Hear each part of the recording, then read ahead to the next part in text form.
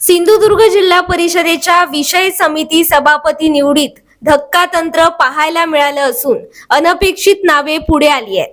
भाजपाकडून पोंभुर्ले जिल्हा परिषद सदस्य अनुराधा नारकर, रेडी जिल्हा परिषद सदस्य प्रितेश राऊळ, तर शिंदे सेनेकडून पेंडूर जिल्हा परिषद सदस्य संतोष साटविलकर, जानवली जिल्हा परिषद सदस्य रोहिता तांबे यांना संधी देण्यात आली असून त्यांची बिनविरोध निवड झाली आहे।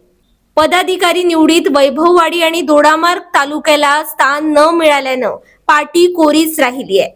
सिंधुदुर्ग जिल्हा परिषदेत समाज कल्याण सभापतीपदी शिंदे सेनेच्या रोहिता तांबे, महिला बाल विकास सभापतीपदी भाजपाच्या अनुराधा नारकर यांची निवड झाली आहे, तर वित्त व बांधकाम सभापतीपदी सेनेचे संतोष साटविलकर आणि शिक्षण व आरोग्य सभापतीपदी भाजपाचे प्रितेश राऊळ यांना देण्यात आलंय।